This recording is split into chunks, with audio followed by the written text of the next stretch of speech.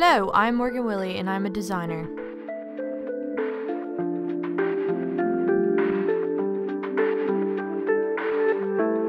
I'm going to show the process of developing the cover page of my 12-page magazine. I made a magazine that compares to any other science, space, or techie magazine out, such as Air and Space or Popular Science.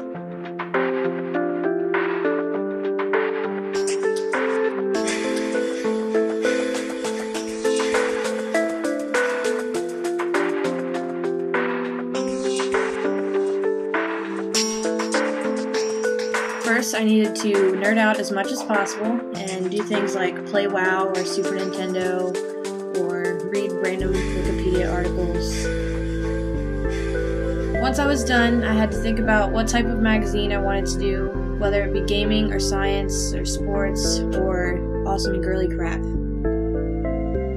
Finally, I decided to go for a magazine that encompassed science and space and technology because I find all of those things to be super interesting. So I started to look up other magazines in the same genre to see what all the fuss was about. After deciding what kind of magazine I wanted to do, I had to think of a name that had a deeper meaning that matched the swag of my magazine and also gave insight to what it was about. So I decided on fissure, which is a scientific term for a huge crack or hole that reveals something deeper. Next, I had to start thinking about a possible font that matched the style of the magazine that I was going for. So after searching, I decided for a sciencey type font called SF Automation. I needed to make sure I looked at other nameplates of magazines, so when mine is placed on the shelf next to theirs, mine would stand out more. After deciding on the font, I needed to go through and kern it and caress it so that it looked sassy enough for a nameplate. Unfortunately, the interesting story I chose for my feature story was not accompanied by the best pictures, so I turned to Google to find an image. Once I did, I took it into Photoshop and messed around with it a little bit. Next, I had to add the image to an InDesign document, so now it's mostly arranging headlines and creating hierarchy. I placed my nameplate across the top and my main feature story in a different color. Then with my other articles, I played with hierarchy using font size, style, and color. Once everything is in a sensible place, I just needed to add small details like a barcode, which usually goes in the lower right corner, along with a price, and I also had to add a date right underneath the nameplate.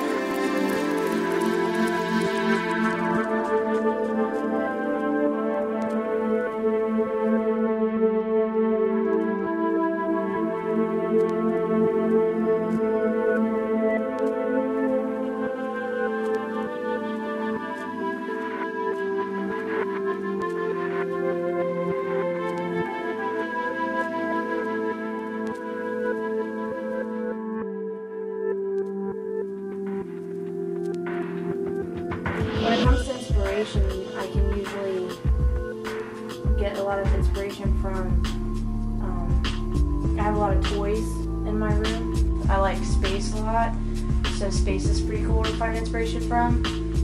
I like to use my friends a lot too because, you know, like, I have like such a wide group of friends, like, of personalities and interests that, you know, I can look to them and think of something like based on like if they have tattoos or what those are or what kind of music they listen to or, you know, where they're actually from or anything like that. My friends are super awesome to go for, but they're pretty much like the number one thing that I go to for inspiration.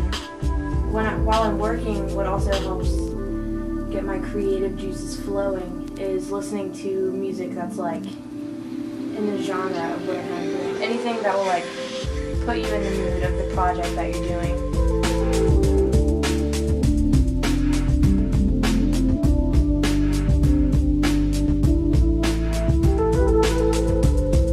So using my friends and listening to insane music and practicing design fundamentals all helped me develop a magazine that I'm pretty happy with.